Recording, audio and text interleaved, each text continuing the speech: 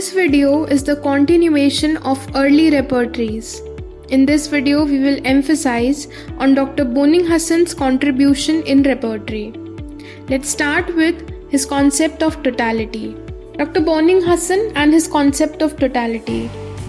Dr. T.L. Bradford said, "No one man except Henneman has left so deep impression upon the literature of homeopathy or has exerted so great an influence in favor of homeopathy taught as Bonningshassen." Baron Clemens Maria Franz von Bonningshassen. This is the full name of Dr. Bonningshassen. He emphasized the need for forming a complete image, which should include constitution, mode of living, and occupation. He specifies 7 points to understand the full picture of disease. Those 7 points are quis, quid, ubi, cubis auxiliis, cure, quomodo, and quando. Quis means the personality or the individuality of the patient. Quid means the disease, its nature and peculiarity. Ubi is the seat of the disease. Cubis auxiliis is the accompanying symptoms. Cure stands for cause of the disease. Quomodo stands for modification, aggravation, and amelioration. Quando stands for the time. These 7 points, which are in form of maxims, seem to contain all the essential aspects required to get a complete image of a disease. Now let's start with Bonninghassen's first repertory, that is, a systematic alphabetic repertory for homeopathic remedies. It is also known as the Repertory of the Antipsoric remedies. This book was published in 1832 as the first homeopathic repertory at Münster. Later, the remedies which are not antipsoric were also included in the repertory to make it more useful and convenient for the practitioners. Hence, we can find Merksol and Thuja added to some of the rubrics towards the end and not in alphabetical order. Dr. Henneman as well as Dr. Bonningshassen classified Merksol as a great antisyphilitic and Thuja as a great antipsychotic remedy.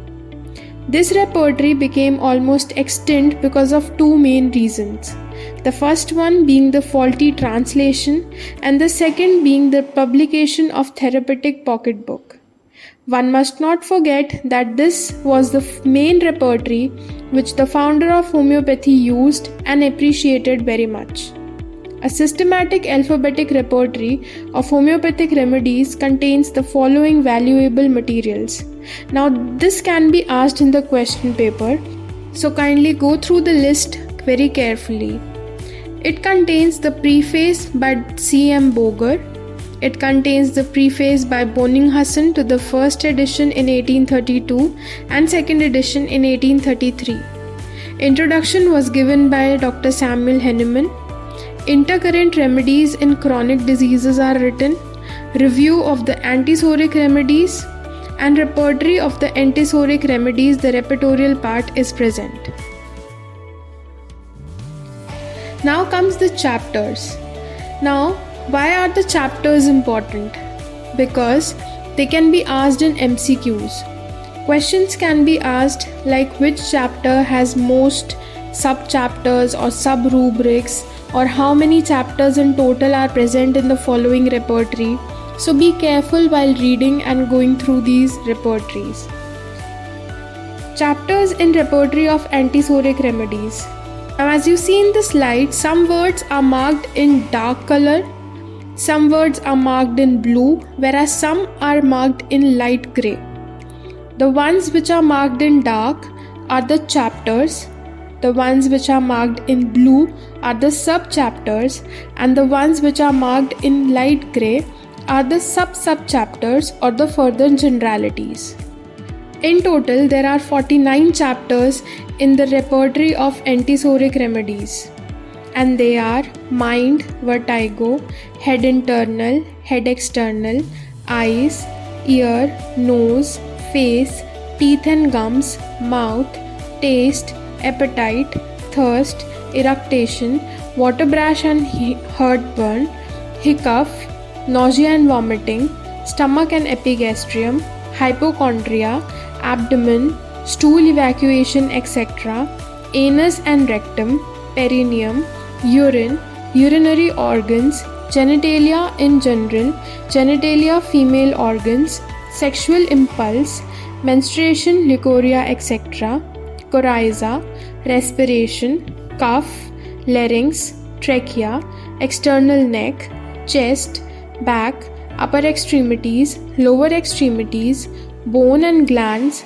skin, sleep, dreams, fever, compound fevers, generalities, time, aggravation, and amelioration. Questions regarding the modalities can be asked. For example, which chapters do not cover the modalities section, although the repertory focuses on the complete symptom. So to answer such questions, you must study the slides properly. I will provide a separate video for the potential MCQs from early repertories once I finish this topic.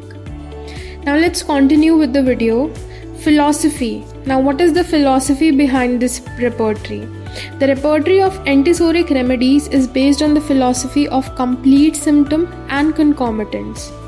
Boning Hassan was the first person to understand the utility of a complete symptom as given in Organon of Medicine in aphorism 86. He emphasized the need of completing the symptoms in terms of location, sensation, and modalities. The repertory of antipsoric remedies is based on the following principles: doctrine of complete symptom, doctrine of concomitants, and evaluation of remedies. Now, Dr. Boning Hassan was the first person to grade the remedies, and this gradation is based on frequency and intensity of the symptom in provers as well as on clinical verification. Earlier it was Roman bracketed, Roman spaced, italics and italic spaced. Now it has become Roman bracketed, Roman, italic, bold and bold capital. And now depending on the typography, the grading system is as follows.